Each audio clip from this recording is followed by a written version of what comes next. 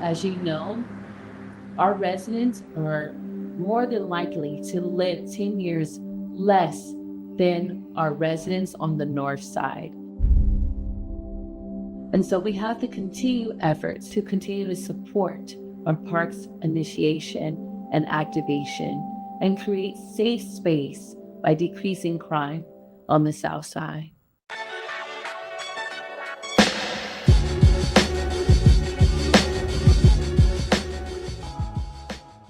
My name is Bruce Roberson. I am a retired high school teacher. While I don't have a title, I often tell people I'm a community leader and a youth developer.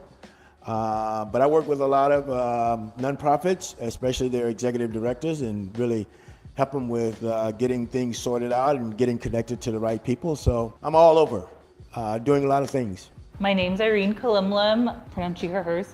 I work as the community development director right now at Little Manila Rising, but I think even before that I've been doing different like nonprofit and organizing work in reinvestment in South Stockton and environmental justice. Yeah, so I guess I represent, growing up in Stockton, a boomerang, being able to go to college and coming back, also broadly like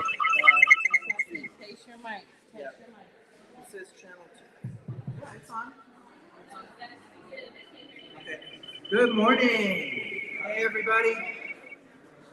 Thank you for coming this morning. We're so glad you're here.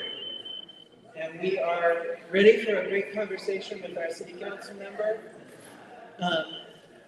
My name is Jason, and I am with Reinvent South Stockton Coalition. And we're just so happy to have you here today. If you're able, we'd love to have you come closer to the front. It's going to be an intimate conversation, and we want you to be able to be a part of it. I want to say thank you to KIPP Schools for allowing us to use this space, and to Council Member Villapudua for coming today. Thank you. Yeah. Why are we talking in the back? I'm sorry. I have to call order, please. Yep. Because it's really hard to do these things when there's a lot of loud talking in the back. Thank So you. let's show our respect. All right, thank you, Jason. Thanks, RC. So a couple of things. One is we have lots of pizza here in the back. We have coffee, waters, sparkling waters. Please take all you want.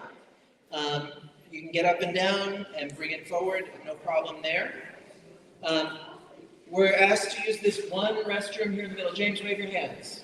James is standing in front of the restroom door. It's a one-person restroom at a time. We ask you not to use the other two that have chairs in front of them. The school requested that everybody use this one, so it's there for you. And I'm very proud to share with you not only this event today, but also the work that our Reinvent South Stockton Coalition is doing. The Reinvent South Stockton Coalition is not just the staff that you've seen here who have put on this event today. It's all of our partners. We have a lot of partner organizations, including the Conway Neighborhood Council and others. And you'll see those lists as we go through our presentation this morning. And we just want to share that we also, all of you as residents are part of our coalition as well, or can be part of our coalition. So we invite you to be a part of any of the activities and groups that you hear about today. Please just talk to any of us. There's a QR code on the sign back there, a sign-in sheet. We have lots of ways for you to reach us, and we want to make sure that you have your voice heard as part of this coalition anytime. And you can also go to our website, rsscoalition.org. We're looking for new members of our advisory council and our board of directors, and if you think that might be something you're interested in, we would welcome you to let us know. This event is scheduled until 1 o'clock. I know the council member has another event to be at 2, so he's going to be here until 1, but he can't. I don't think he can stay after. Oh, that's changed. All right. And we're going to start today by sharing more information about RSSC's initiatives and goals and impact. So we hope you'll welcome our staff to do that in a second. This is partly for the council member's benefit to make sure that he is aware of what's happening, but also for all of you so that you can see the work that's going on in your community and how to join in it. And you'll see there's lots of different aspects. You're going to see all this. Oh, yes, absolutely. After that presentation, we're going to welcome him up to, I think he wants to give a couple of remarks for just a minute, and then, yes, Q&A. Absolutely, that's what we're here to do. Okay, thank you. In the stream. Yeah. Okay, so we're trying to be equitable in how we come to these things. A lot of people don't have transportation. There's a lot of other issues in this area, and so we're streaming live just to let you know. When you want to do a question, or you have a question, just raise your hand. We all have microphones, we'll be rotating around. Okay, I didn't want to jump in, but I want to be cognizant of the audio and that our neighbors need to know what's going on as well. So even if you want to come up here and speak here, this is the area that we need to speak to get the stream and also to get the PowerPoint background. This information will be posted, what Reinvent South Stockton Coalition is doing in the area to support, right? So I'm R.C. Thompson, the Executive Director. I run around here. I love this community. We're everywhere. We're here to support. So please, just raise your hand. We'll be rotating around, and I'll also be helping Jason with emceeing. So Jason is going to be our facilitator for the discussion today, and it's going to be a back and forth dialogue, right? So get your questions ready. Jason, are we getting to the posted? Yeah, that's what I was about to mention. So in addition to just raising your hand, coming up here and using the mics, if something comes to you while we're speaking, or if you just don't want to be on camera or on mic, we have Post-it notes that are being handed out to everybody. And you can write a question on those, just raise it up and one of our team members will come get that from you. If you need a pen, we have a couple extra that we can bring one to you to write that as well. And we'll take those questions and we'll bring them up here to also ask to the council member. We're going to identify our team members when we are presenting. So please bear with us. We want to know what you all would like. And Council Member Brando Villapudua came to us, like all of them right now in the days are coming, and a lot of elected officials are asking, what do the people want? But we need to get back down to the people. We have to raise the voices of the people. And so it's been really, really hard to reconnect. There's a lot of mistrust, divisiveness, misinformation, fear. And so I say all of this because not only am I the executive director, I worked in mental health for 20 years with a cultural lens. So I see how our trauma, our stress is affecting the community. We need to slow down and we need to get our voices together. That's the reason why. We didn't call this a town hall. We call this a community conversation. This should not be any political person coming into your area and talking at you. You should be talking for yourselves. That's why we're here today. I'm gonna go over the community agreements because I'm super restorative. If you don't know what that means, it's just transformational way of how we educate people, how we model how to treat people. It's being really cut down, and they put it underneath the umbrella of diversity, equity, and inclusion. And so people like us on the ground who are really fighting for you, we're getting attacked right now. So how do we come together to understand what y'all need as well? So we wanted to present to you. We're being very transparent on what we're doing, so you know. We are a bipartisan nonprofit in the area. We're a project that originated out of some of the South Stockton leaders on the ground. A lot of you guys don't know Rosalind Brown, but she was a neighborhood transformation connector. They use words like that. It's our mama, our titas, our grandmothers, our abuelitos, everybody that takes care of the community. That's who we are. That's Reinvent South Stockton Coalition. So it's very grassroots, but it also has a lot of intellectuals, PhDs, doctorates. I know I don't look like that. I'm so hip hop 80s right now. slamming it, being a mom in my 40s, right? And I'm coming back and giving to the people. So we're gonna call the people up to connect tonight. So can we get an agreement, right? What's the agreements? You could just raise your hand on how we're gonna come together. Okay, let me, she raised her hand first and then you. I want to say I agree. We can put, who has my easel? Come on, senior project coordinators. They should have, we had an easel and a marker. Usually I keep the community agreements right here so everybody can see it. So, agree. You guys are agreeing to put that on there? That could mean a lot of things. You okay with that? Okay. So,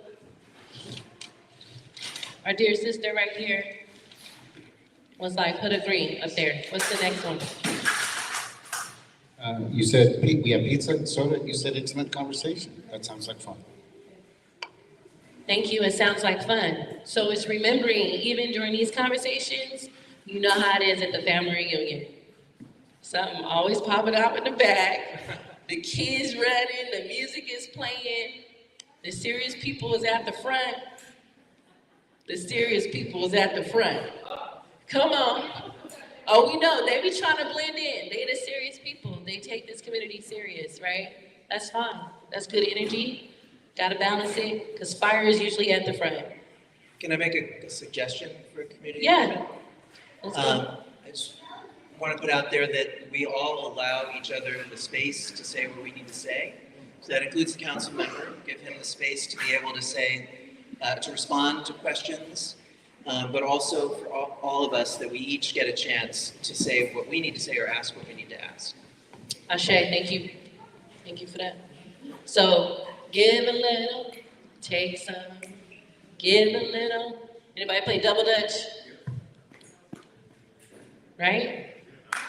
Same thing with the jab step in basketball. We're a community, right? How we dance, we tango. All right. Yes, let me, we're getting them up here. So the number one is agree. Thank you for being fast thinkers and not getting stuck on that easel. That's not easy to do that. Thank you. So number one is agree. They said agree. That's the one word. All right. Number two was have fun. Oh, that's powerful. Way you look at it, have fun. All right. Okay. The third one came from, I felt like I heard it over here. Third, did someone say something? Third one came from Jason. Jason, sum it up in like 1 or 2 words. Give everyone space. Give everyone space. Ooh, we're a community. It might be different lenses in this house. What I want first. Do this now. Is that helping us? I don't know. So y'all have to figure that out. We're facilitating there. We're not impressing on you. We're going to give you the data. We're going to tell you the truth today.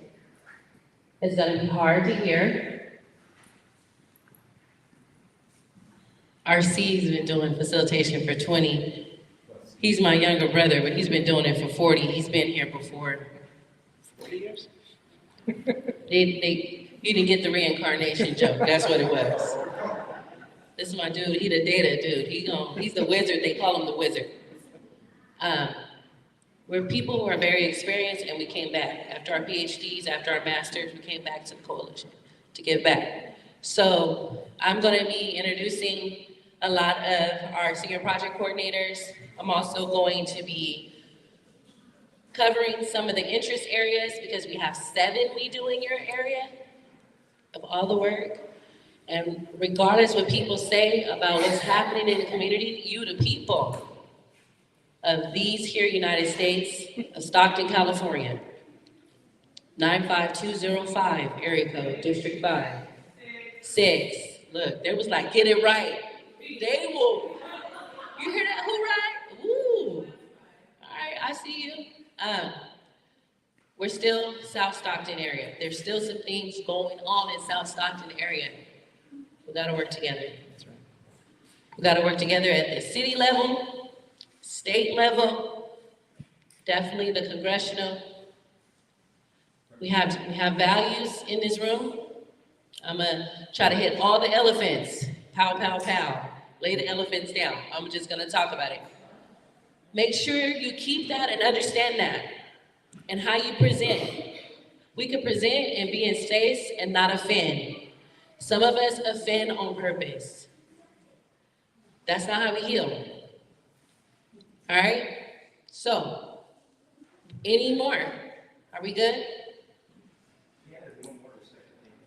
Respect opinions. I think I did that whole spiritual connection, emotional, social awareness definition before they even arrived at that. Everybody's in sync, right? We're here to support. We are a bipartisan nonprofit.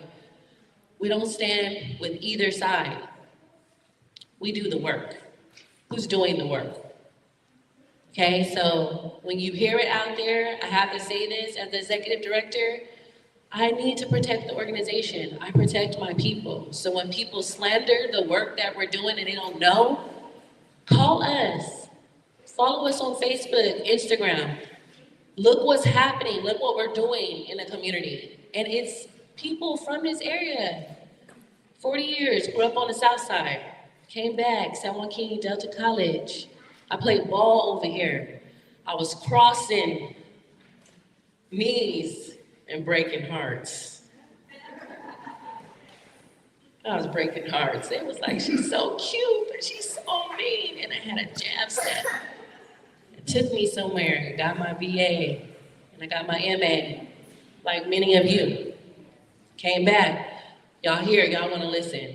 All right, that's my spiel. That's like my community love hug spiel. I didn't wanna spit any, and this is the data statistic, like I know that stuff too. Let's come here, let's do this. All right, y'all, let's come up here, let's get started on the presentation. We wanna respect everybody's time. I am the master facilitator. This is a master facilitator. That means we've had some good things on this. We know how to hold space, very courageous spaces.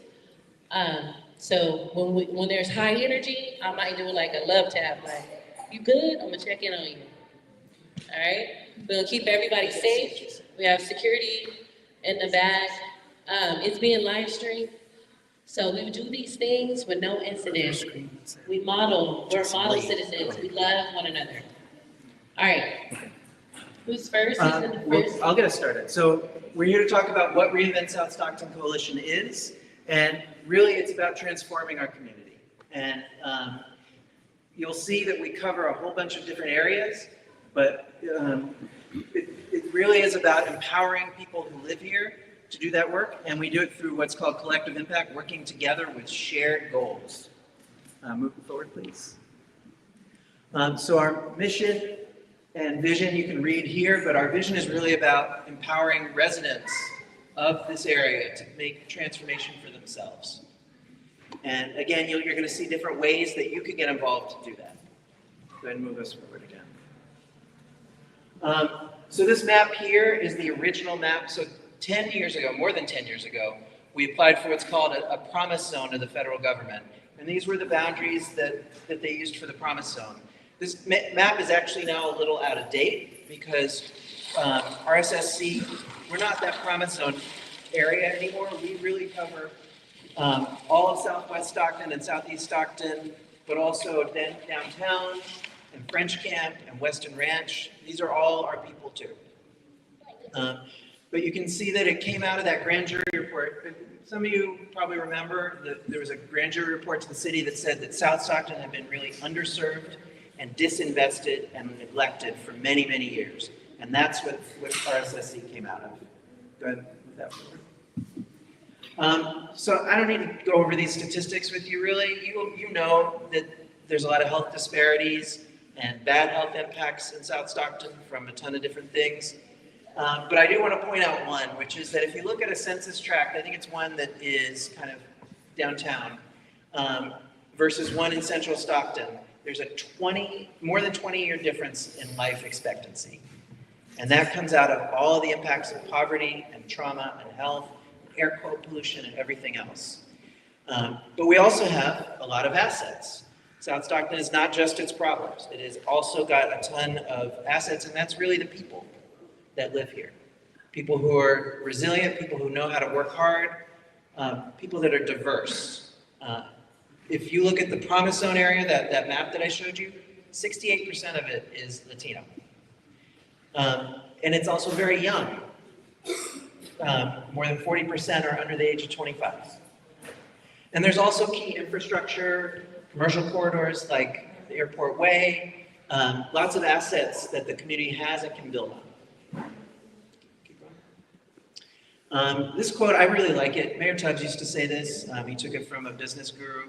Change happens at the speed of trust. If we can't trust each other, if we can't trust the organizations that are supposed to serve us and agencies, then we are not going to be able to move change forward. And that is really where RSSC came out of. How do we rebuild that trust among the community and with others to solve these problems together? So we use what's called collective impact. I love going into collective impact. I'm not going to do it right now.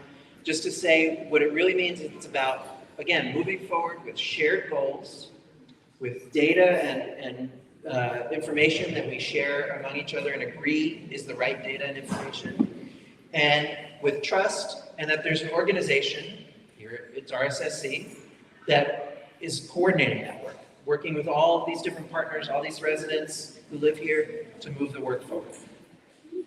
And we are, no matter what's going on with the federal government, we are keeping our commitment to equity.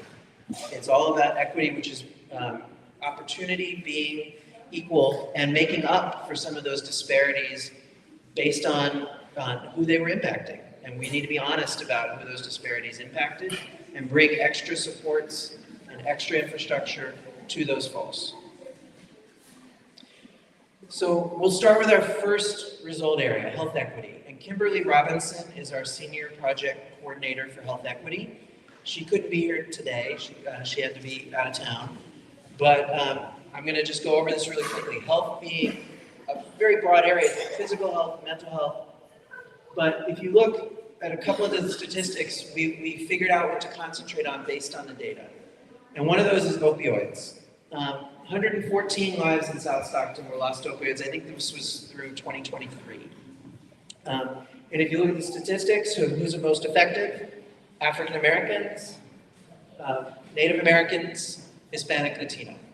So we're part of, and you'll see in a second, we're part of the opioid coalition that serves this county. If you look in the back at our table, we have fentanyl test strips, we have Narcan kits. We want to make sure the community has the tools that it needs to move forward and prevent some of these deaths. The other is birth mortality of babies and of moms. And if you look at the statistics, they're really stark. Black African American people, 3 to 4 times more likely to die from pregnancy complications than other groups. Infant mortality, 2 to 3 times white and Asian groups. So we know who needs the most help and intervention and knowledge, and more people who serve them with cultural competency. And that's why we started what's called the Black Birth Equity Initiative at RSSC. The county is also focusing on this. We're working with public health because they also recognize this data. So if you move forward on the slide, you'll see we have 5 areas: opioid, black birth equity, air quality, diabetes, and water quality.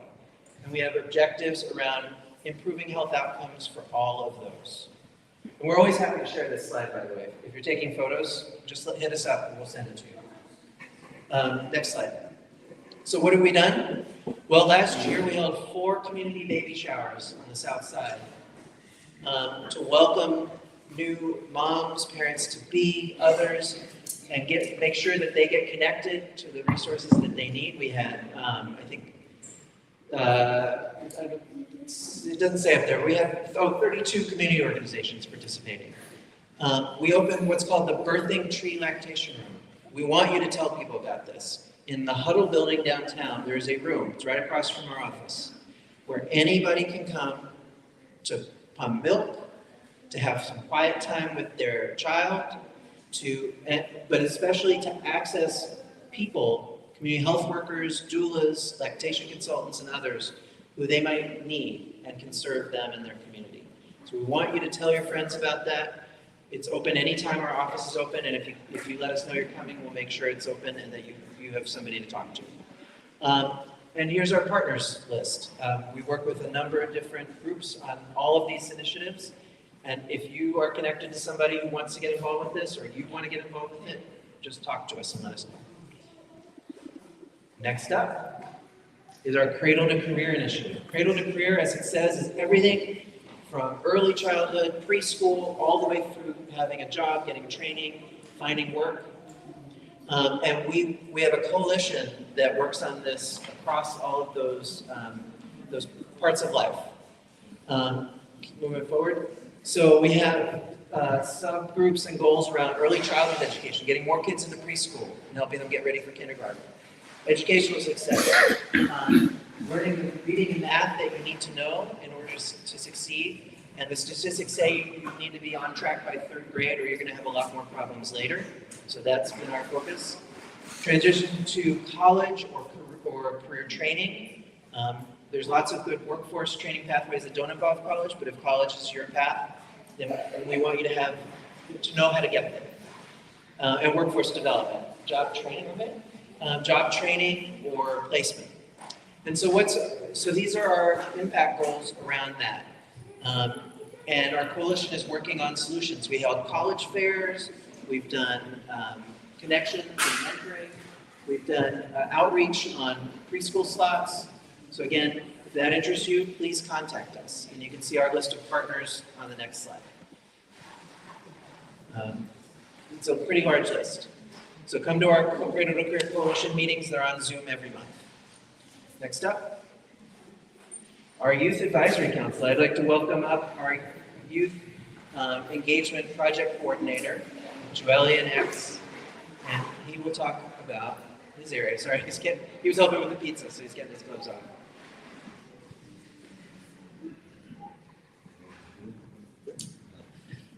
Is it afternoon still? Good afternoon, everyone. My name is Joelian X. I'm recently come in to be their Youth Engagement Project Coordinator. Ooh, can y'all hear me now? We're good? Perfect. So I'm the Youth Engagement Project Coordinator, and one of those core aspects is handling our Youth Advisory Council. And really what this is it focuses on multiple aspects of development, security, leadership, but really it's primarily a safe space for youth, particularly those from marginalized backgrounds, those who have been promised little and given even less, to not just be served cake or be told at the end of the process of this is how we're going to serve you or this is what we're going to do for you, but to actively become part of the recipe making process and how we build our collective community. And so it helps in terms of giving them agency, true actualization of themselves, both not just themselves, but the resilience and resistance of the collective communities around, to understand how these conditions have happened over time, and then also to have the support to carry out ideas that they believe are integral to ending the generational cycles that we believe that we've endured too long. And so a large part of that consists of different facets of things like leadership development, of policy and advocacy, and a few other things that we'll see in the next slide. But one of the things that I critically want to talk about, the purpose that this serves in terms of liberating youth from structures that are practicing a youth-controlled complex. And I'm not using fancy words, I promise. These are historical studies that have been done in communities that look just like ours. The most prominent one being in Oakland. And this is really seeing how society, us as a collective, and institutions are perpetuating harms upon our youth through what we call a tool belt. So if we think of this tool belt, we have surveillance, we have discipline, we have undereducation, or lack of opportunities. And so what the Youth Advisory Council does is seek to be a space of liberation for youth to negate themselves from these structures and figure out how to make it better, how to actually serve them. And so this is the model that we're building on, and these are some of the core assets. We can go to the next one. These are some of the core assets in which our program does. So I'm not going to hit over every single one of them. just in the interest of keeping you guys in time. But some of these, if we're looking at, so policy and advocacy initiative, me and Jason just went through a whole curriculum of what we plan to do for the year in terms of giving them things like how to look at a budget, how to develop their own sources of funding, how to engage stakeholders, how to make policy and if it's working for them or not. Those core assets of giving them the agency to empower themselves and their community beyond them. Some of the other things would be like youth voice media projects. So you may see something of a podcast or our Youth Action Council creating their own page on Instagram or TikTok so that other people within the community are able to not just keep track of what they're doing, but also listen to a new narrative that is actually founded by people who are encapsulated, right? These youth who are having these lived experiences, giving them a platform to talk about how it's harmed them and how they plan to take care of that. And then lastly, so these are some of the things that we've been able to do over the past couple of months.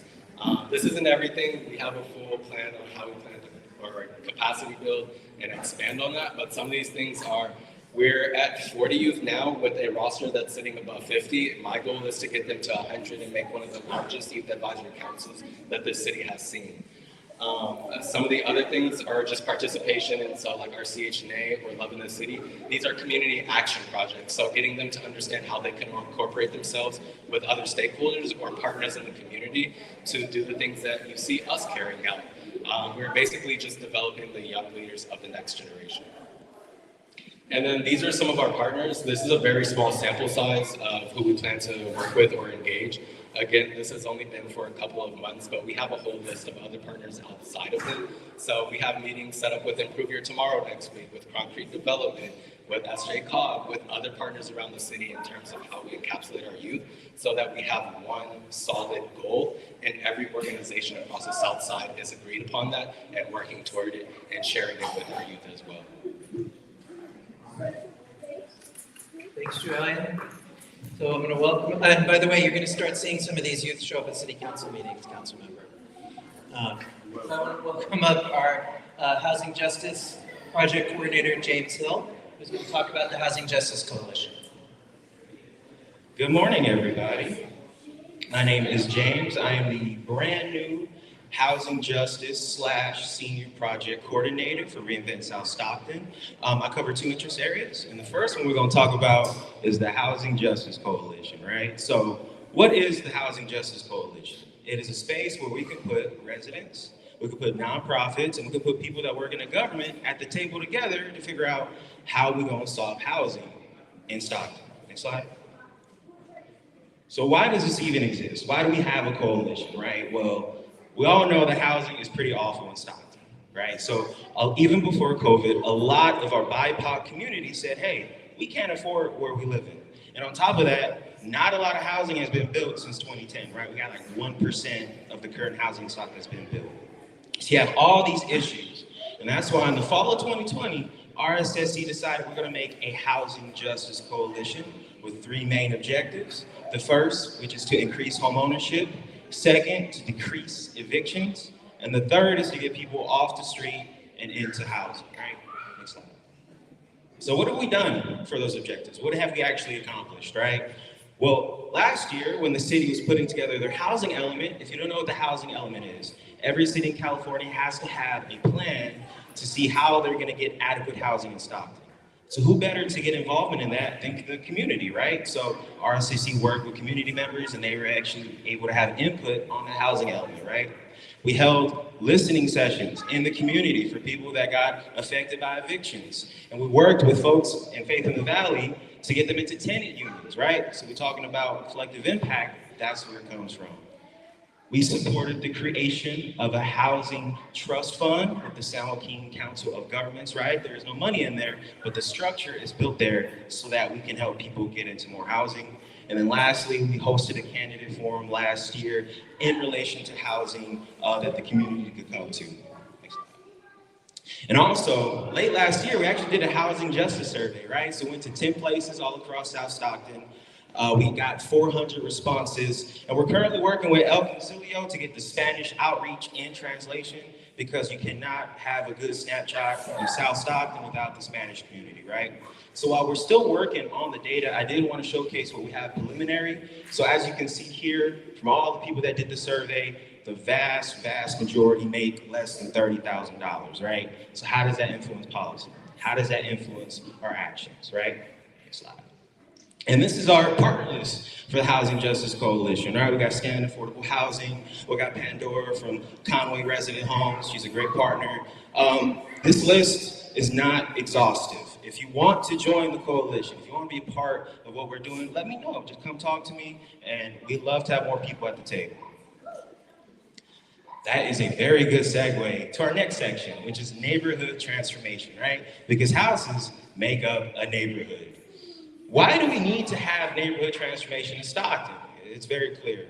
When a neighborhood changes, the people change as well. So we know that the health of a neighborhood is tied to the success of people, right? And neighborhoods in Stockton have been divested from historically. We could talk about the Fair Housing Act, we could talk about Highway 4, but most importantly, it's very easy to see Little Manila, right? That place was once the largest enclave of Filipinos outside the Philippines, and now look at it, it's dilapidated. And when a neighborhood becomes dilapidated, what does that do to the resident psyche, right? We talk about the broken window theory. If one broken window is in your neighborhood, more than likely than not, there's gonna be another one, right? Because if there's one, why not 5? Why not 10? We know that the emotional integrity is important. We have to uplift that for our residents, right? And lastly, our environment really doesn't give opportunity for resources to be shared, right? I'm a little biased. I grew up in Sierra Vista, so I'm gonna use them as an example, right? In Sierra Vista, they transformed from 1950 sensibilities, right? Everybody had a front yard, everybody had a backyard, but there's no community. And now it's all communal. We have communal spaces where people grill and come together. And that really does help open up a lot of opportunities, not just social, but economic. Next slide. So that influences the neighborhood transformation objectives, right? We want to increase access to spaces and resources that the community needs. We want to increase infrastructure and programs that support the physical and mental well-being of a community. And we also want to increase access to capital, right? Next slide. So what have we done? What has neighborhood transformation done, right? Well, we held a neighborhood transformation day late last year. We had 42 volunteers. We had picked up 2 tons of trash. But most importantly, we worked with folks like Pandora, folks like Jessica from Red Rabbit Advocacy, right? That went out there and talked to the people that we went to clean up, right? We said, hey, can we go in this space and clean up? Do you want to help us? We want to build that trust with the unhoused population, right? It's very important. And through that advocacy, we're able to get 3 people immediately support off the street, right? So we're talking about that collective impact, that's where it comes from. And in 2025, we want to do more. We want to hold social media campaigns, right? To let people know it's not snitching. It is your duty to make sure your neighborhood is clean, right? We want to host even more cleanup events, 8 total. The next one is happening late March. And we also want to hold trainings for community organizations and people in government to let them know that, hey, when you're dealing with unsheltered populations, when you're dealing with unhoused, you have to treat them with dignity and respect like everybody else, right? Next slide. And again, this is our partner list. It's not extensive. If you want to join, please let me know. And thank y'all for listening.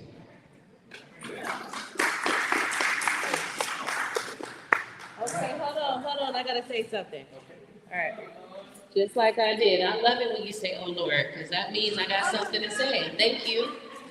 Thank you, Sister Pandora in the back, church. We'll talk about the boomerang.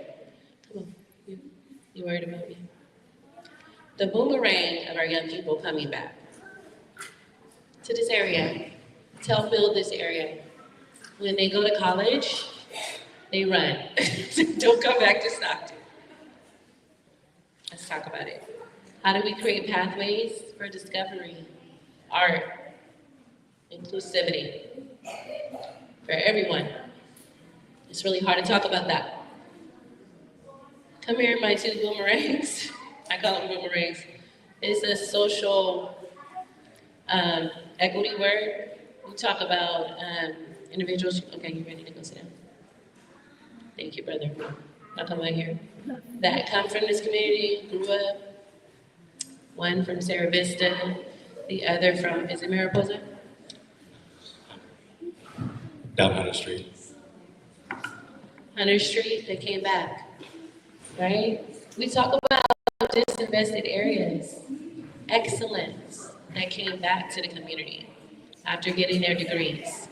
And I think you're going through your master's, went for public policy, and went for city government, and went for government at the university. And got it, and rocked it. Come on. Julian X. And put some respect on his name. He'll be out here with the youth, engaging. They're gonna be learning their civil liberties, their rights, policy work, advocacy. That scares people sometimes when you encourage the youth to get into that. But if you don't have nothing good to say, just say, I see you. When you do that to our youth, they feel a part of the community. And maybe they can stop shooting, hating, not picking up the parks, not holding space right. They could feel a part. Our drug problem right now for the fentanyl opioid, like he said, is ages 15 to 16. Every time I go in these groups, even holding restorative circles and I'm hearing the young people, they don't have nowhere to fit in. Make room. Thank you for coming back.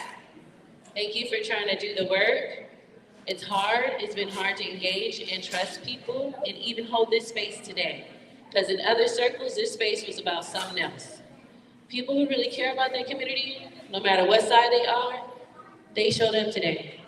Thank you for your dedication. We canvassed and walked the areas. They jumped right in. You've been here for a month? A month. Come on, you guys. He came in, learned his assignment, he moved back. Are you allowed to talk about the work you did prior, just so they can give you some background? So after getting my degree at Stanislaus State for sociology, I left to Fresno to become a union representative for healthcare workers. And I decided why not come back and help out my old community, right? So. From Sarah Vista, let's go. From Sarah Vista. You graduated? 2020. Where? Oh, Stanislaus State. Come on, Stanislaus State. Stanislaus State is giving CHWs the certificate programs to heal their communities, starting them at $25 an hour for doing the same work that a neighborhood trust builder would do. That's what we want for the coalition as well, when we talk about shared safety and trust. Thank you so much. See, I gotta have a little drama, because I guess there's a bunch of entertainment that might be happening. Don't get distracted, right? We know people, we gotta hold the people. Let's go with the shared safety and trust, right? We know it is really an issue. I don't have my glasses, so I have to get really close. There's an issue that's going on within our community. We keep seeing poverty. We keep seeing homicides. What else are we seeing? Okay, the generational lack of services. So San Joaquin County, Public Health, the city. Mr. Villapudua is going to talk about that. I went to City Hall. I'm listening at every City Hall meeting. So should you. So should you. Accountability go both ways. We're going to have some courageous conversations. This is really transparent facilitation. We have to get civic engaged. It was 52,000 of us registered to vote last cycle. Come on, that educational piece gonna come out. That's the professor in me. Ask me how many voted. Do you know the amount that voted, council member? No, I think it was less than that. It was about 4%. District 5 in the last election, that was 67, 66%. 67% voted. In the last election cycle? In general? The general. And then the primary. The primary. In the primary, about 25%. Okay. Local government is not popping. We're not lifting up our voices. Who's your board of trustees on your educational plans that's going on right now? SUSD is trying to fix a lot of stuff. Have y'all been paying attention? We got a trustee here. Hold your hand up. 2. Come on. Come on. I'm gonna introduce you. Because you're here because you care. I'm gonna recognize you. Y'all come in the camera. All right. That's what you do. It don't matter who's on what side or whatever. You respect who comes in the room. We're gonna talk about it. You're gonna hold them accountable. They're gonna hold you accountable. It goes both ways. We have to vote. We have to go to city councils. We have to serve on committees and commissions. There has to be accountability both ways. That's my call of action in this quadrant. We have a hard time divisiveness between Conway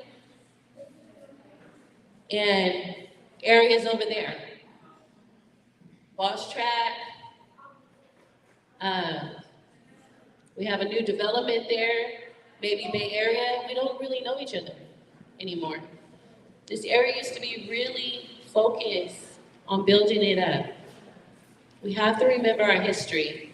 A lot of us were brought here too after pandemic. We got closer family engagements because rate is so high. Stop talking. Be respectful. Sit down and be quiet. Thank you. And I'm talking to my children. I'm a working mom, but I'm gonna model what I preach. I grew up in a church. You had Sister Jones from Greater Christ Temple, all of them, even St. Linus, everybody where we worship, they kept you in line. Like, I'm gonna tell your dad, stop playing, I'm gonna come up. You know, thank you for being here. OVP is here in the back. Office of Violence Prevention, they're peacekeepers. They've been doing the work in the area. Y'all didn't introduce yourself. Y'all want to go sit down. Y'all got to be leaders. Stand up in the front. They need to know your name. Take your time. And then we're going to go to the next slide. Okay, our program, y'all go ahead and introduce yourself. Are we in the afternoon yet? Good afternoon, everybody. I am Trustee Perez for Area 1. That's our area. That's your area, our area here. Good afternoon, everyone. My name is Sophia Colon, and I am a board trustee for Area 6, which is northeast Stockton area from Chavez High School down to Fremont Elementary. And we're both really excited to be here. We kind of actually came on our own. We didn't plan it. We showed up together.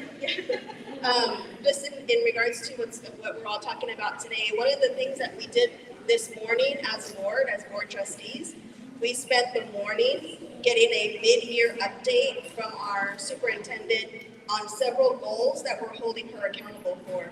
So we're looking at a lot of things with our superintendent. We're really working hard trying to get the momentum to move us along in the right direction. And sometimes the start is a little slow because we're trying to get all of the plates to move in the same direction.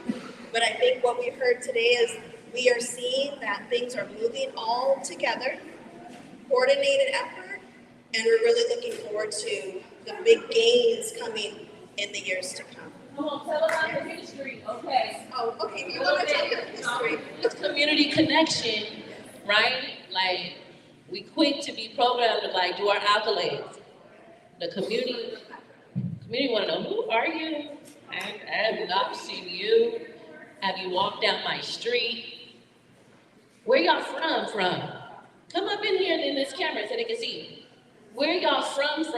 Why did you give back? Talk about that real quickly, because I got to get to the next slide.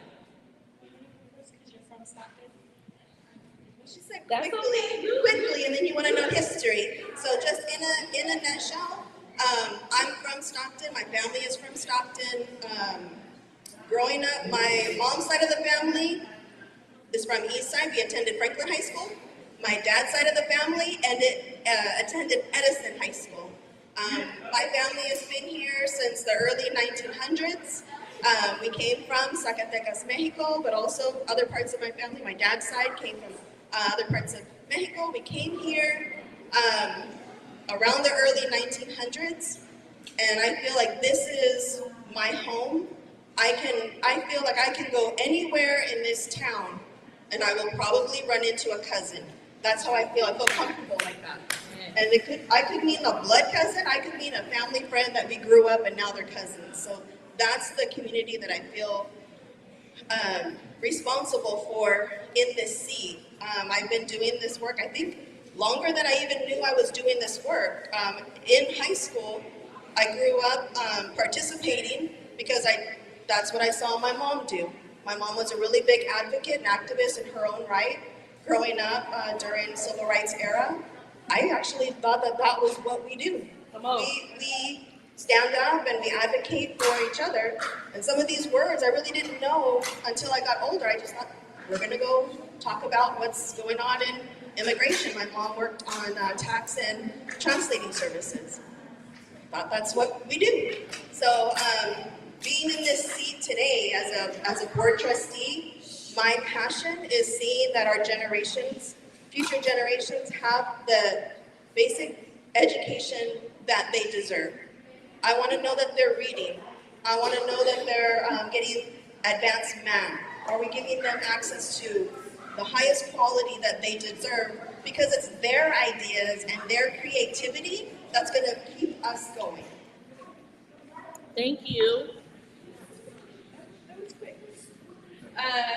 Okay, so again, Isabel Perez. I was actually born and raised in San Jose, California, so Silicon Valley, but I was brought up in an underserved area. I was raised in South San Jose in the Seven Trees area, and I had parents who were drug addicts and in and out of incarceration my entire life. So having parents on parole, you got your door being knocked down in the middle of the night, you're being taken to the shelter, just so many circumstances that led me in the wrong direction in my life growing up. I went to a charter school to get my high school diploma, and actually that organization guided me toward a very successful plan for my future. And with that, after I graduated, they kept me there as a supervisor. And put me through school and gave me all of the resources and trainings I needed to be able to support students that came into the program that went through circumstances like mine, or even worse. So I learned to be an advocate. I learned there to be a supervisor, manager, director, and manage different nonprofit programs that served our underserved students. And because I was one, I put my whole heart into it. And that was the only positive thing I had in my life, was school and this organization who was steering me in a direction that I wasn't getting at home or with my family. My entire family is just, you know, drugs, jail, all that stuff. And that was the life I was brought up into. So with that, I raised my children in a different environment and had them advocating with me and feeding the homeless and working with students on the weekends. And I saved enough money to buy a house out here and moved my family out here. And I looked for work and found public health advocates where I can still do what I love and grow with you guys. But my main goal is giving back and teaching the community the things that I've learned and how to voice to make change for the better outcomes of ourselves, our students, our parents, and teachers. Look how you did that. We're a blended family. We got cousins coming from the Bay Area, probably LA. So we gotta figure these things out. All right? There's gonna be some growth in the area. There's gonna be some change in policy. You gotta start paying attention. What's our next slide? So I really just demonstrated how we get people together. These are actual pictures. Every picture, that's me in the back. I'm a teacher, I'm a philosopher, I'm a scientist. We have that in our area. We have the STEM program, we have Kip Stockton. We have these programs, we can do this. We did a healing banquet hall for the residents. We do one every year, it's called the Resident Summit. Last year, we're partnered with Sangre Car Club. That's part of shared safety and trust, and proximity and togetherness. Come together in a community. Some OVP came, and they were the real deal. And they gave their testimonials about how the healing part, they didn't know nothing about the sage and the chakras, and they was like, we staying away from that. They stayed in proximity though. They asked questions, they listened, they learned. So I know when we create these spaces of community, we can learn from each other. You gotta be very emotional intelligent. That's shared safety and trust too, you know what I mean? Like keeping your energy in check as well, when you come to that. So we're teaching that again, to come together. And then we're educating. Let's go. Parks activation. Okay, let's go. We're gonna cut this a little bit short because we're already at 12:15. Okay. But just to say, parks activation is another area. This is something I oversee. If you care about parks in your community, please come with us to help advocate for more investment in our parks. And we're just gonna go ahead and move that Let's forward. keep going, yeah. Yeah. So we did it, yeah, that was the Sangre Car Club in Hernandez, handball. Tell them about that, Jason, just briefly, Sure. because that's Yeah, we important. helped do a mural at the handball court in Williams Brotherhood Park. I hope you'll go see it if you haven't. And through that, we connected with the handball players community. I think a lot of people here probably know that handball has a long history here in Stockton. A lot of people care a lot about playing. And so we're working with those players to advocate for their access to courts and making sure that they have what they need. So we just did a community health needs assessment. All of this is really tied into it. This slide can be provided to anybody who would like it on the RSSC's website, or you can email us. It's a very large slide. We want you to know the work that we're doing. We have an impact report coming out. Please ask us, ask questions how you volunteer and be a neighborhood trust builder. You have a question? Okay. And so it's important that we see our community. So when we were talking and we created the community health needs assessment, they were pouring in their surveys out here. They were saying the handball courts are trash. Nothing is happening. A lot of people want Van Butsker to do something. They need more levy information. You know, emergency disaster plan just held a meeting. Were any of y'all in there? That's that economic overview we have as well that we do in the work. I'm trying to go through this. So our impact, more than, Yeah, did you know that more than 40 of students at Edison High School in St. Mary's helped to paint that mural for us? together. So we try to involve them in all that. They help design it as well. And then you can see our partners list on the next slide. A lot of partners involved in parks activation. And again, if you want to be involved, talk to me. All right, thank you. Forward to the next one, please. I want y'all to pay attention to the health equity part out here. Health Plan of San Joaquin has more than $100 million to give out. And that, don't hold me on that quota, but it's a very high amount that they have to engage the community. Our statistical data out here is not good. Heart disease is up for Latinos. Death with despair is up. Hopelessness, so people are just taking pills to die on purpose.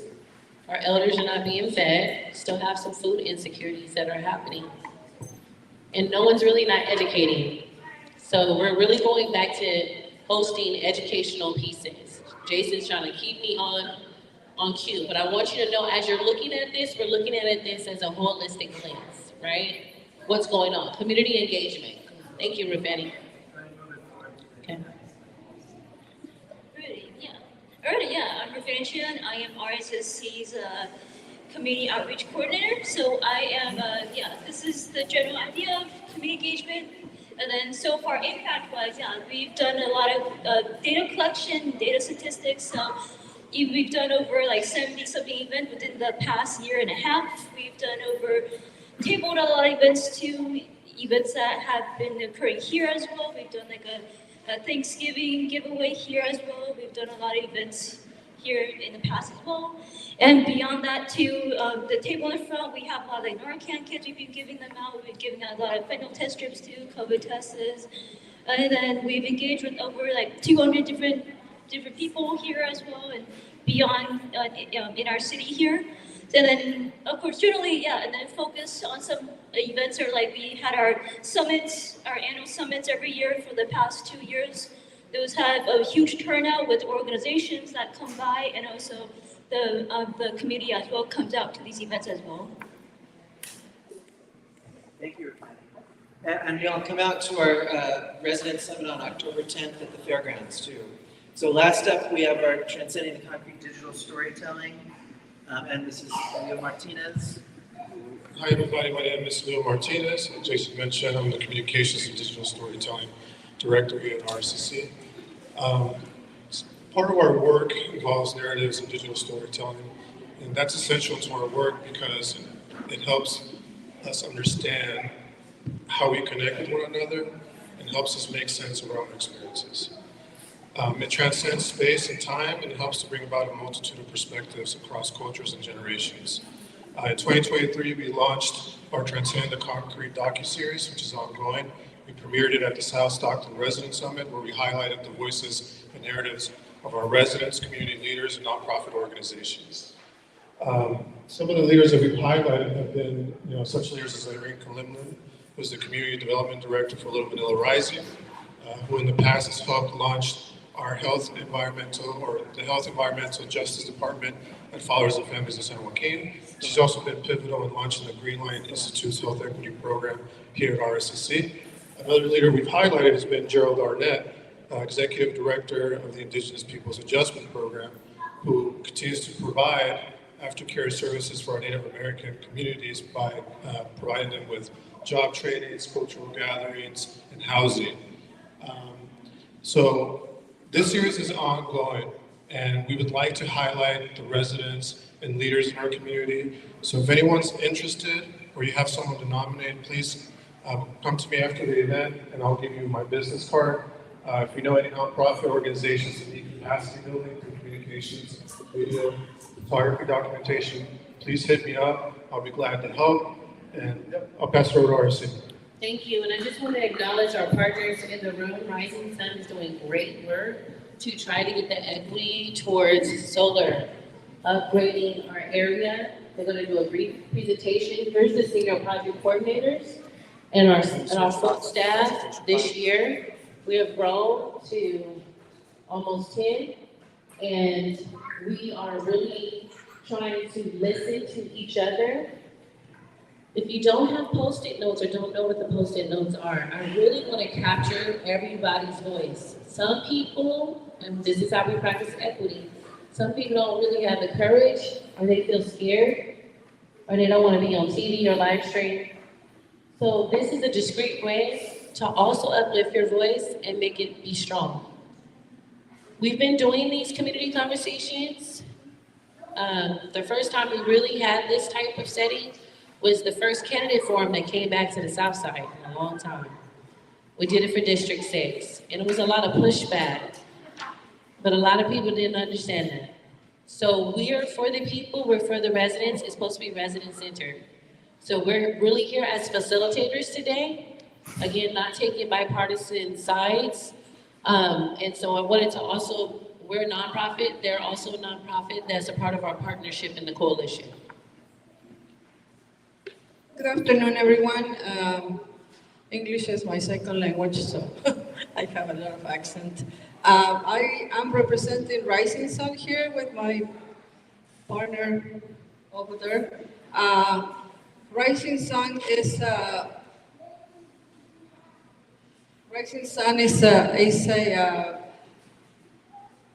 we support the community by helping them to save water and energy, by giving you items to save this water and energy. Also, we support the youth, and we build their careers. This might be their first job, so we help them to be on time, to be respectful with the customers, And also, we train them to go to houses and do all these alignments to the house. They change the light bulbs, they put water savers on your shower, on your bathrooms, on your kitchen. We give you an electrical wire, a smart one, and we give you many things. We have two programs, the Green Call, which is the energy program, and also we have the other program that we can go to your house and we can change from your refrigerator to your oven, your washer, dryer, and everything is for free. You just have to be on the TCC area. And we're helping into covering the whole Stockton, but we first need to put our input in the TCC area. We're expanding into other cities, which I don't remember. Because I just came back, I'm a retired person. I live in Central America, El Salvador. Came back to visit my daughter, and they asked me if I wanted to work. And I'm here for 2 months, and I'm going to be working for this great Rising Sun because this is a great nonprofit organization. Absolutely. Yeah, I worked last year, but I've been helping the community since forever. I just didn't know I could get paid. Yeah, I'm a resource person, and I've always been a resource person. If you need anything, please go to our table and we can help you with our program or with anything that you need. We're here to serve you. Thank you so much. I apologize for the length of the presentation, but we want to make sure to welcome the council member up here. Did you want to give a couple of opening remarks or just take questions? Speak? Okay. So I have the microphone for you right here. I'll take the other one. And you can grab that chair if you want. Okay, you stand? Perfect. All right, good afternoon, Stockton. This is Council Member Brando Villapudua. I just want to thank everyone for coming out here today. This is a great event. I want to thank the donations from Alan Mike's and Robin Hood that gave out the pizza today. So if you guys haven't had a slice of pizza, get a bite. There's water. But I want to thank the trustee for coming here today. And as I believe Trustee Perez already took off. But I've sat down with her. We talked. We were on the school boards 101, 3 and 3. So we talked about kids and talked about bullies, and I'm just thank you for coming here. First of all, I just want to thank Kids School for opening up the doors for us. The gym. This is a great community. But first of all, I want to give a clap for Reinvent South Stockton, RC. Can we give a clap for them? Today was a lot of information, so if you guys didn't listen up, there's a lot of things going on here. There's a bright future coming. Here in Juliet, remember that name, because you're going to hear a lot about this young man and what he's doing for a short time. This is the future, guys, honestly, so look out for that name. I want to thank Pandora as well, Conway, for always opening doors, and big shout out to RC. She is really, I can't tell you about her. She is really our community leader in this community that, always takes my calls. She's been a mentor, everyone that she's gone, so I can't give her so much gratitude as I can. So a little bit about me, born and raised here in Stockton, 1055 North Sierra Nevada. I grew up by Genova Bakery every day. That was the thing. My dad would bring bread, fresh loaf of bread every morning. But a little bit just to get closer. I don't want to take a lot of one's time. But before I became a city council member, I was a planning commission 4 years under Mayor Lincoln, and it's been a, what can I say, getting to know about zones, getting to know about the general plan. A lot of people don't know about that stuff, you know. So there's some very important things that you got to know about the communities, sitting down with people, you know. 4 years later, I decided to put my name in the ballot, and I was the first Hispanic male to win in this district. So it was very, thrilling for me, and it's been a roller coaster, you know. It's not easy. I'm still a student of being a councilman. Every day I'm learning something new about my community. I'm learning something to learn about me. I'm learning about the youth. There's a lot of great programs that are coming here in Stockton. I just want to let everyone know there's a youth program, Summer Youth for the Jobs for kids from 16 to 19. They're going to be starting at $23 an hour, everyone. So the applications will start in June till July 11th. I could give you more information. The contact is Lupita Cortez.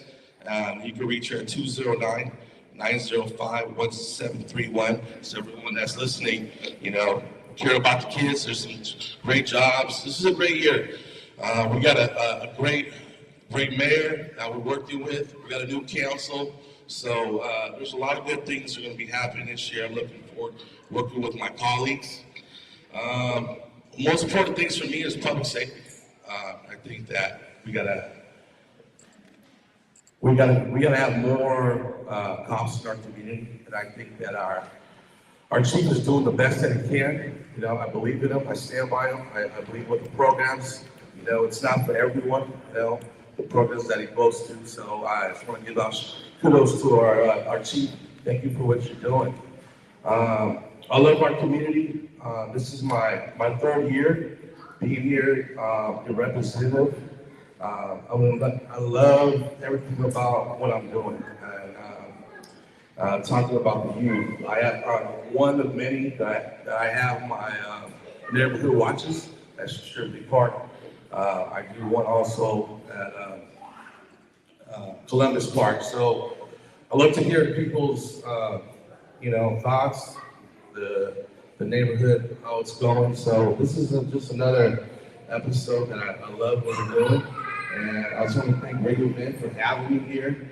And I'd love for you guys to come here. And if there's any questions, please shoot. I'm here to answer some of your questions. Thank you, Council Member. Can you guys hear me? So I have a couple of the Post-it notes that people put up, but I first want to see, does anyone have a question you want to ask? We'll bring you a mic. I see a few hands up. So I'll start by bringing the mic back here. For the number you gave out for the jobs and for the 16 through 19, what was that number again? Yes, it's 209-905-1731, and then ask for Lupita Cortez. She'll be your contact. Thank you for that question. We'll make sure you get that. I think he was. I'll make sure I'll give it to you before I leave here, and we'll give you more information. Back here as well. Was that for the YES program? Yes. Okay, I have a question. This is my son's second year applying to this. There was a webinar a couple days ago. My son signed up way back when, February 13th to be exact. I reached out to Mr. Applewhite, but I never got a response. Is there a contact information for that? Is that so not sure what happened there, but let's fix that situation, and I'll make sure who's the contact, and then I'll work with you to make sure that he gets contacted and follow through with him. Thank you. So how about, because we live in a food desert, so how about your thoughts, how do you plan on helping us get more fresh produce stands, more small business coming in to, rather than all of this big box warehouse, pollutants that are happening, more small business, Black, brown owned businesses to District 5 and South. Good question. Well, first of all, we got to take care of our levies, right? Our levies is the most important thing. Right now, the cost of Water insurance as high as it ever been. So our first thing is fixing these levies and making sure that a lot of the insurance goes down. It means a lot more business is gonna come here. You know, we already have a school coming here, but we gotta get more grants as well, and bringing more business, because I know that this area has been neglected for, you know, a long time, even before I was here. But I'm doing my best to bring more grants, but I like I said, you know, like even Van Burscher, right, Park, has been neglected, what now, 6 years, 7 years now? So as an update of your Van Burschers, we collected over $7 million, $7 million, thanks to Senator Josh Harder as well. But there is, we are going to be bringing in, I believe, next year, our RBX biking, trails, a water for kids. We're going to there's a lot of things are coming in. And obviously, you know, it doesn't happen overnight, but it's going to come in. I'm pushing every day. You know, we have a new city manager, so I'm on him every day. So I encourage everyone to come to all these board meetings and, you know, giving your opinion as well. And, you know, tomorrow is going to be a better day for us. Thank you. See who else has questions. I see one up here, and then I know you have one back here. Good morning, afternoon, wherever we are. Sometimes I'm driving at night, and the problem that I have is the streets aren't as well lit as they could be. I was just wondering, is the city council, have you taken a lead on maybe improving streetlight maintenance? That's a good question. Our mayor just, our new mayor, Fugazi, that was actually one of her first things that she wanted to do was open up streetlights. And in fact, it's actually going to be starting District 5 is one of our first ones that we're going to be pursuing. And you're going to see those coming up very soon. So I just want to give a shout out to our mayor, Christina Fugazi, for really applying that, and just not just them, but all my council members just as well agreeing and making sure that our community is divided up more.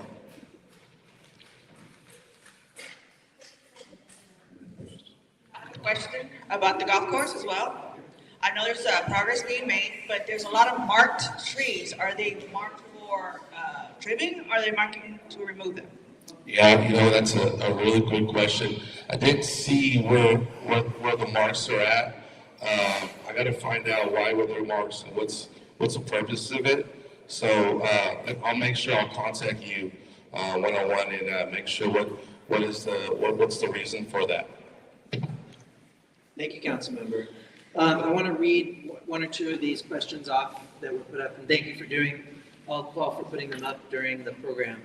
One of them was about youth programming. You mentioned that a little bit earlier, and the need for more youth and after-school programs, everything from sports to maybe fixing cars and other things that'll take up their time. So can you talk a little bit about that?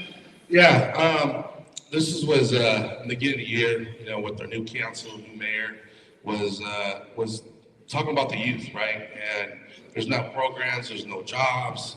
So that is one of the first starts that we're doing that's going to start in June that you got to look out for. And I'll make sure I put it on my website, on my social media, where to start.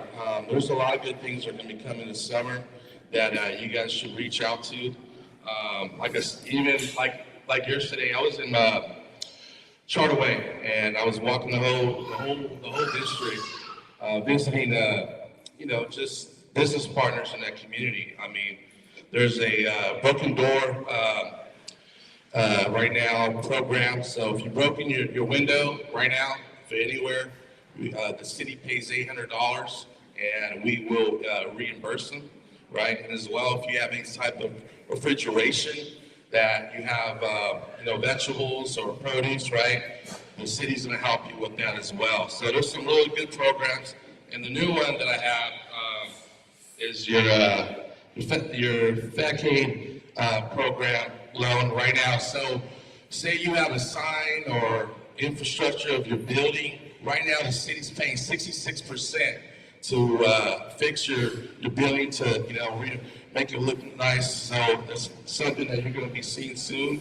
I just started walking that neighborhood, so I'm going to be going in the next next week be going towards Wilson Way, and I'll be going towards this way. So I will be addressing more about that program as well. So thank you. Thank you. I want to read off a question that was brought to us on the stream, and thank you to my colleague Leo for monitoring it. When it rains, when you have heavy rains, the streets often get very flooded. So can you tell us a little bit about what you might do or be doing to help prevent that local flooding? Good question. Yeah, that was actually a question that I was addressing with a city manager. You know, he's new, but you know, I think he's informed enough to know what's going on. In those types of situations, you know, if there is flooding, you know, you can really ask your app called Ask Stockton as well. There's a lot of information there to talk, you know, if there's flooding, if there's potholes, if there's whatever it is, it's informational.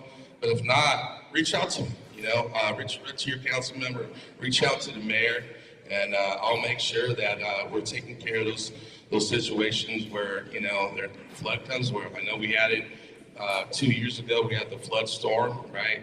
It impacted a Van Bursted basketball gym, but you know, we make sure that we got that done.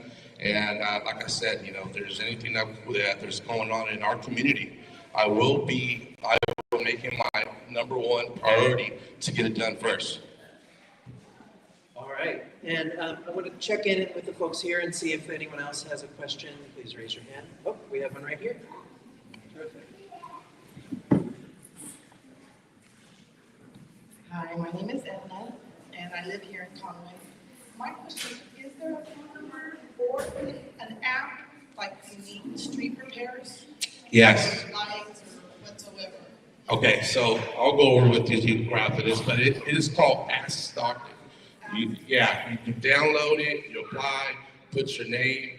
There's all types of categories where it depends on what the situation is. You put in where the location is, right? The destination, the address. It goes right to wherever the department that you're asking for. If it's animals, if it's, you know, potholes, it will go straight to it. If not, you call your council member, and then because I know everyone doesn't have a phone, but you call your council member, and I'll do it right for you guys as well. Yeah, I was going to show this to everybody. I have it on my phone here, and you can log in anytime, and it has phone numbers to call, like you said, or you can report different things as you navigate it. Thank you for the question. Another one of these post-its talks a little bit about, from this person's perspective, they see that a lot of the programs are in the 95205 area code, not as much in 95206. So to this person, at least, they think they want to ask about how do we make that more equitable? How do we bring more into this part of the neighborhood? Yeah, good question. I don't know what programs that she was asking for, but I would love to get a phone call to talk to me what programs that our community needs more, right?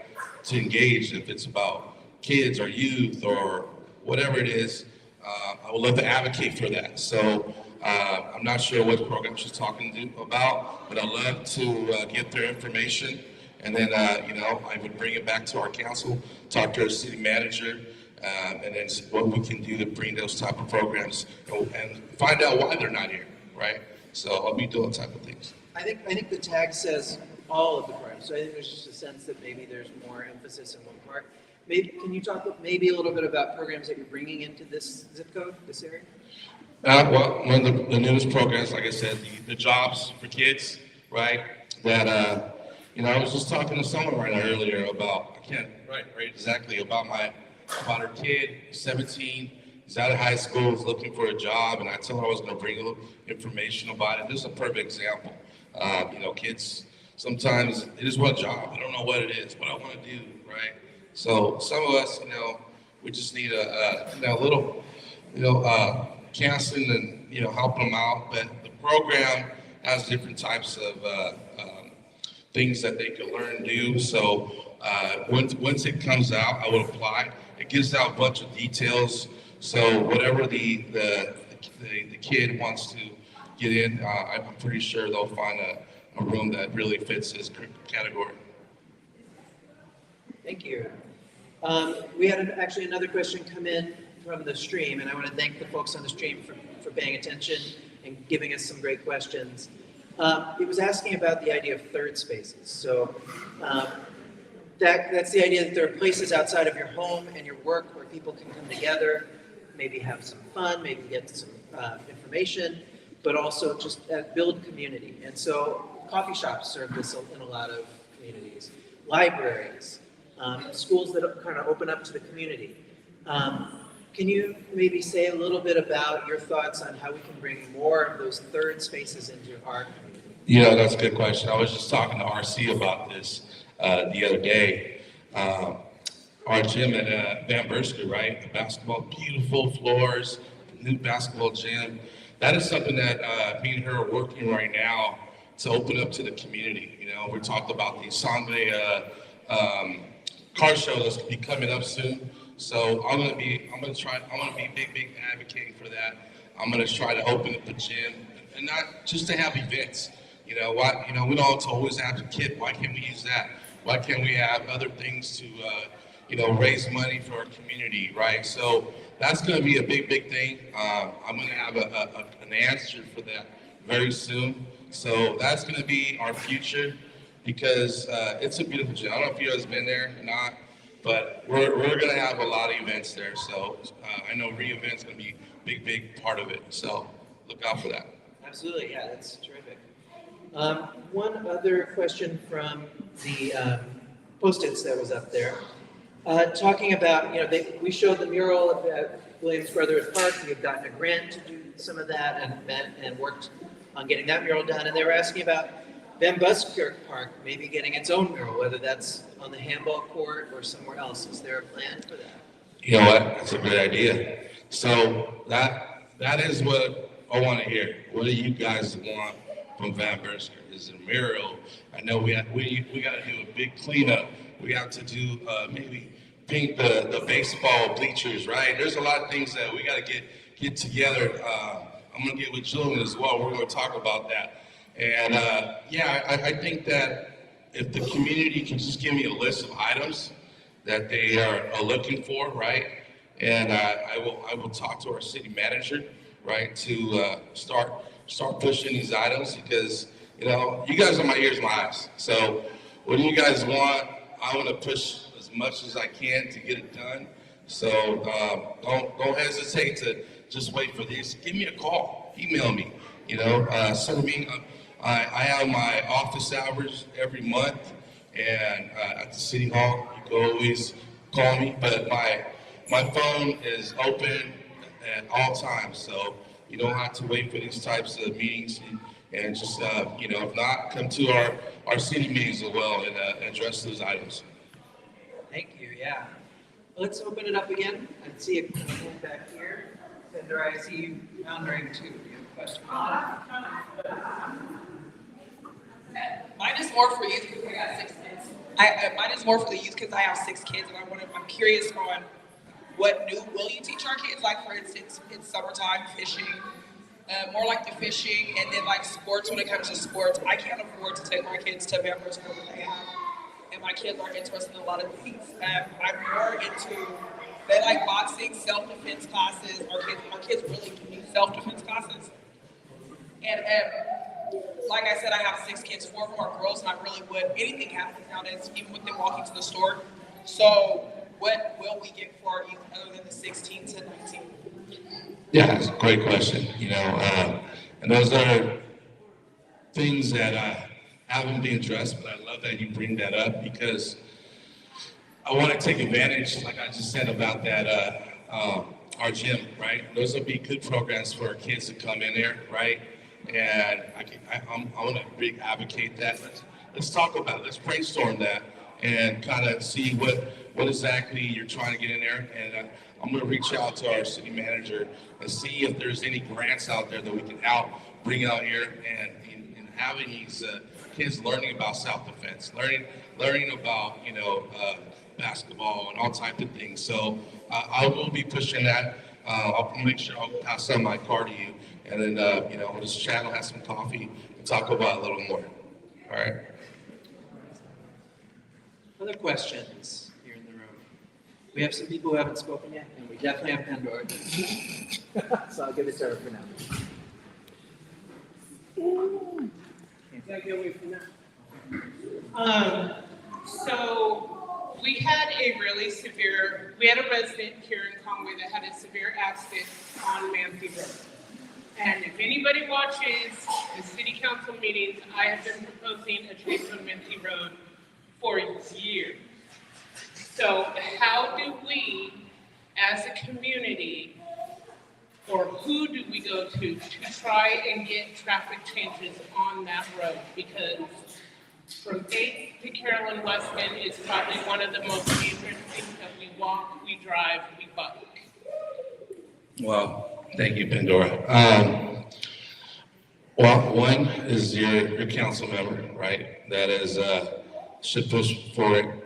That should be a big meeting to set with the city manager and let them know that, look, there's been an incident already. So luckily no one really got hurt so bad, but what can it be the second time? So I won't be pushing it. I'll be talking to the mayor and vice mayor so we can address that situation, right? And get it done as soon as possible.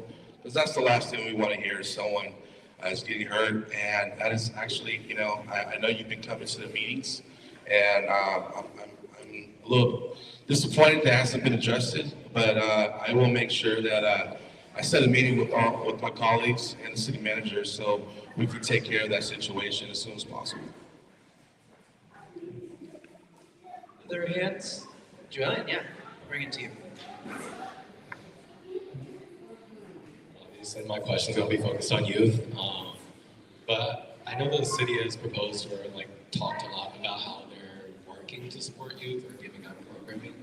What I'm wondering is, have there been any conversations on how you guys institutionalize youth voice into the decision-making process? So whether that's having youth members on the council, whether that's having a youth fund and having youth members oversee it, whether that's dropping the voting age to 16. Sweden and Finland have done great jobs incorporating younger folks into elections. So have there been any conversations about how you guys incorporate youth voice into those decisions? Right, yeah, good question, Julian. Sometimes we do a lack of communication out there, right? Not everyone has a social media, right? Not everyone reads the newspaper, and we got to do better than that. And by someone sending something to your mailer, I think that we need that information. We need that conversation. We talk to our Tuesdays meetings. That'd be a great to bring it up. And honestly, just talking to our new city manager. He's new, he's fresh blood. I mean, get him to work. This is a perfect example that what the community is asking, right? So I'd love to chat with you a little more with that, and maybe even sitting down with the city manager and addressing these topics, and bring some more of those things in our community. Other hands? We're getting close to the wrap-up time, but I'm happy to take another question. I'll make sure I'll give you guys some cards, so make sure all you guys have my information. And if not, find me on my social media. I'm always posting things in our community. So if there's any questions that you guys have, don't ever hesitate. Just give me a call as well. Then, with that, we would like to thank Council Member Brando and for coming today and answering our questions. Yeah. I want to thank you, Ben Stockton. You guys are the best. RC, I can't thank you much. She has so many hats that she does for the community. I'm just telling you I can just imagine without her how this community will be with her and her staff. I just want to give a clap for them. Can you guys give me a clap for them? So thank you for having me. You guys this is not going to be the last you see me. We're going to be doing a lot of things to our community. We have a lot of plans that me and her are going to be talking about. You're going to be seeing it. And if there's anything that you guys see that you want, give me a call or reach out to RC, because, the more ideas that you guys have, better. We're going to make South Stockton even better. Thank you. And to clarify, you're not going to reach out to me because I'm going to be fighting for you. I'm not behind my desk right now. I'm on the ground. I can't check emails. I got an executive assistant to do that. I need y'all to call him. Accountability. Bug him. Call him directly. Tell them to get more staff that can support. And I think they did that at the council. They gave Florence Lowe to increase her support, right? Because the emails are coming in. There's also city government things you need to know on how to hold accountability. They want to run everything systematic because they're cutting into funding about surveying out here. Don't let that happen. We're going to go after that data so we can keep that accountability because we got to have measures. We got to have indicators. If you see a pothole, call Ask Stockton. I thought it was 211 and then they can send you to a number 2. You can go to the app, Ask Stockton, put your complaint in. You see a tree, you see a trip hazard, ding, ding, ding, ding. Sorry. Put it on there. Take the energy to lift up your voices. I know it's hard out here, right? We gotta hold him accountable.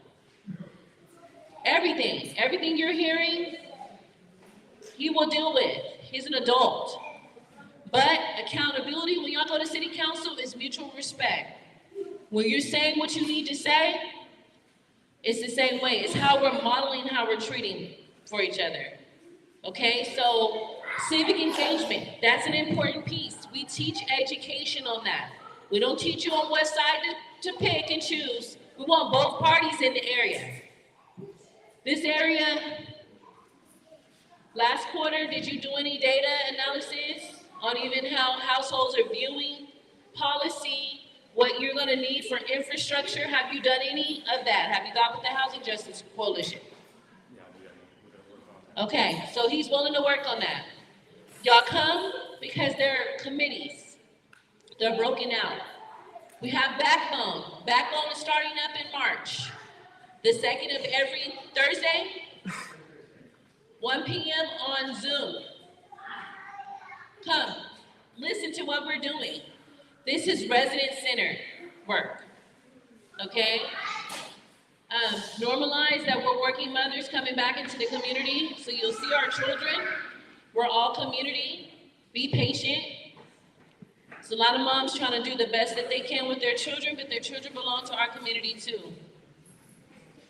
I just talked to our security. Large events like this, because tensions are high, and I want to make sure everyone is in line again. So I'm saying all these things to reassure you we're thinking about your public safety. We're building safety and trust when we do these type of community conversation events. We're a bipartisan organization. We don't take either side. Everyone is welcome in this space. Thank you, Council Member Brando Villapudua, for your courage. I know there's a lot going on. Please encourage people to come see you. Tell them again, like, your office hours. So my office hours actually is anytime. You guys want to meet me, you want to call me, but I usually have it every month. It varies, depends, because some of them new council members are starting to do it. Sorry, I encourage them as well. So I usually put it on my social media, but like I have, you got my card. You guys don't have to wait. You can give me a call. You can email me, but my phone is open at any time. So, like I said, I'm a council member. I love my community. I love my district. I'm going to represent you guys to the best that I can. So, thank you. Okay, you have a question right here?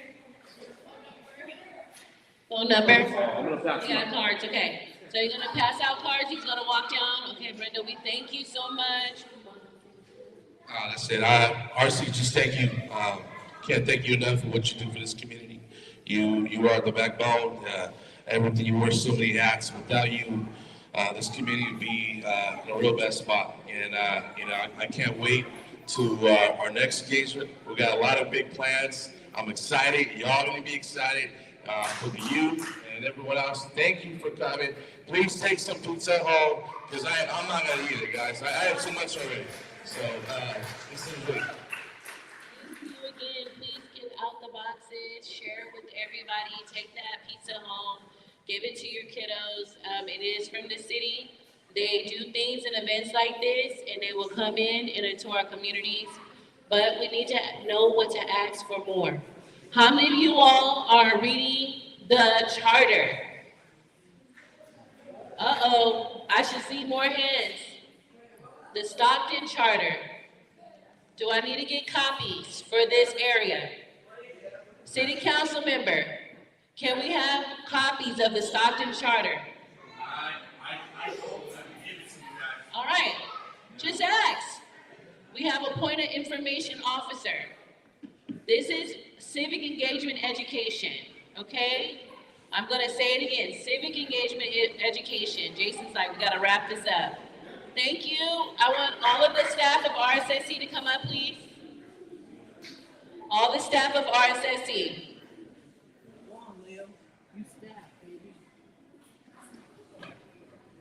Hi, Joellian, James, you guys come up here real quick, please. I'm gonna ask for Pandora Crowder to come up as well, please. Pandora Crowder, please come up. Okay, this could not have been possible with trust agents April Love. April Love, come up, please. Southside, call your neighborhood out, April. What was your neighborhood? Yeah. Conway. Conway in the building. Sarah Vista in the building. Nightingale in the building. What else? Hunter Street. What y'all used to call yourselves over there? Oh, Gardner Apartments. All right. We're from locations. Ain't no gangbanging out here. That's not what we doing. Please don't get that narrative out there. We're truly coming back as boomerangs, and we're coming back to connect with our communities. And if you're new here, if you're a transplant, guess what? Let's build new synergy around community. It's a lot of pockets and division and silos. Sangre Car Club, shout out to you. If you're watching, you are a neighborhood trust builder they're the car club. We went to social car clubs to bring people in. They have a large Chicano and Latino community that really cares about the work. They're doing backpack drives. They'll be hosting their annual car show and coming together in a community. They usually have a handball tournament. We had one last year. It was open to this community as well. Come back in green space. Demonstrate that you need parks. You need your lights. Fix the footing in the grass. Fix the sprinkler system and the bathrooms. Are the bathrooms running at Van Busker? I'm sorry? Why are the bathrooms not open at Van Busker, Council Member? That's a good question. I gotta find out why. Come on in the stream. Yeah. Come on. Go. Come on in the stream on microphone. So I'm not sure why it's not open. It's usually open. So who answered? Who was the answer? Was it today? When did you see it that it was closed? Last week. Okay. Let me find out. I'm gonna get with Public Works and see what's in Parks and Recs to see what's going on. I don't know if this has to do with fixing it, but you know what? That being said, I want to make sure that we get a new bathroom. I'm gonna put that on the list. Make sure we have that. So these are the type of things that I want you guys to. Don't be afraid. What do you guys need? I'll be advocating those type of things, you know. Update on Van Busker Park. Update on Van Busker Park. What are y'all doing over here? Is it a levy situation? Resident council meetings? So it's okay. Can you speak up, Pandora? Conway resident council meetings. Is it for the whole area or Conway? Okay. Come this so way, please, in the stream. I have opened up my resident council meetings that are held the second Wednesday of every month at 3:30. Currently, they are on a Zoom link. They're posted on my Facebook and the Conway Home Resident Council Facebook. So you don't even have to leave your home. You just get on your Zoom. But I do open it up to everybody who wants to attend. We have great resources that attend, and it's a great way for you to start telling us what you want, what you need, and then we help advocate for all of our residents, whether you're a Conway resident, whether you're a downtown resident, Box Crack resident, Weston Ranch resident. We'll help advocate for whatever it is that we need to see. So there. You did excellent with that, and she forgot to leave out that the Conway Resident Council, not to get in front of you, is a part of the Housing Justice Coalition. So you have a direct connection if you utilize it. If y'all work in long hours, but you see that pothole you keep running over, it is busting up your tire. I caught one 2 days ago on the south side in front of a church off 11th Street, and I didn't get my tire fixed. It cost me $1,500 on that BMW. I hit it, boom. Now it's rattling, it's not holding air. Again, you guys are y'all taxpayers? Yeah. Taxpayers, education, hold accountability. Tell them what you want, open your mouth. We had a community conversation with Jason Lee yesterday. And he said, come up to the city court and hold everybody accountable. At city council, we gotta do that. District 5, we need to hear from you more. When we send surveys out, trusted builders, come to us. Armando, I saw your line. No, go ahead. I want to acknowledge you, brother, for coming in. Would you like to say some words as we close out? As to advocating in the city? Yeah. Just farm laborers. We're going to keep it nonprofit. Yeah. What you do. Come on. Oh, man. Thank you. I had enough of preaching policy. I got to remember where we at. We're not at an educational summit right now. Yeah, no. So good afternoon. My name is Armando Rodriguez, and I'm a city advocate. I got a bunch of hats.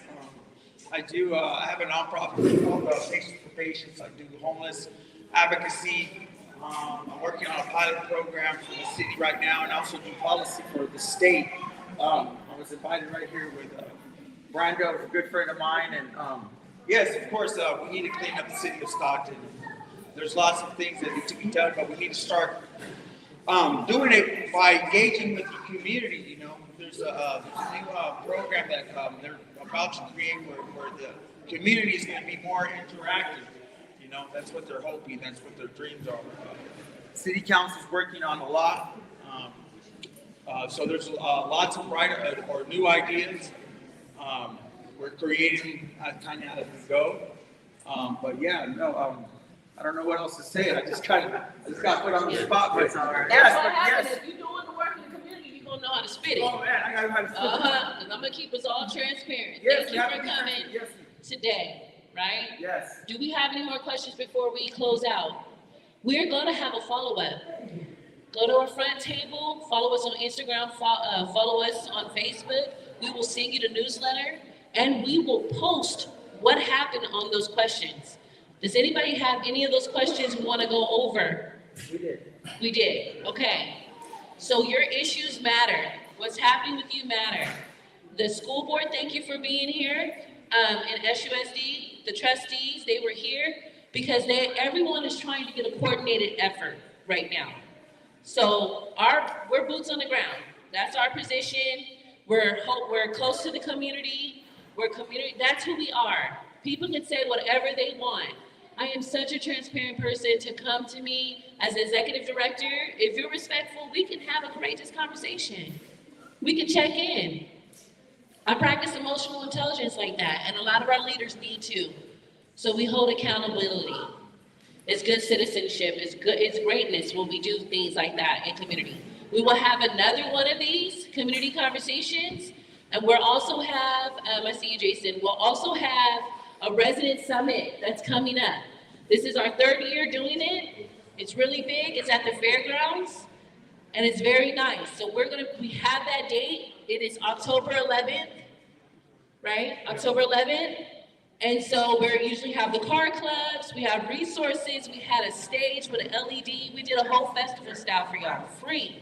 Food, everything, concession food, all of that. So be in space, in community. When you see us posting events, you see our logo, we're making that happen. right? We're trying to bring things to Stockton. The arts, music. We did movies in the park when we first came back in re-engagement. You remember that? You shaking your head? Thank you for your acknowledgement. We had a whole feng shui out there. And parents came and we gave out free popcorn. This is how we're going to do what we need to do out here. No matter who's in this seat, we gotta still come together. You hear me? Don't let anybody divide us. So thank you for your courage, for showing up today. Can we breathe? Deep in, deep breath. One more time. Jason Lee challenged my trauma-informed eye the other day. It was so funny. He's from the South Side. He's like, ew, he put his fingers up. That was funny to me. That's Jason Lee being Jason Lee. You can't have hard feelings all the time. And I understand our community who, he doesn't affect me, let him be him. Let others be themselves. Let Brando be himself. He has to make decisions. You have to hold him accountable. We have to practice emotional intelligence as a leader. I'm speaking as a leader with a trauma-informed lens of 20 years. Mediation, therapy, moderation, crisis intervention. You called me when your kid was on the edge, and I talked them off the edge. That's the type of work I did. I'm okay with these uncomfortable connections we have to do, but we have to have them. Thank you all, everybody. And we're gonna be exiting the building. If you wanna help out, thank you for volunteering and helping out. We gotta get these chairs up and we gotta get going. So thank you so much.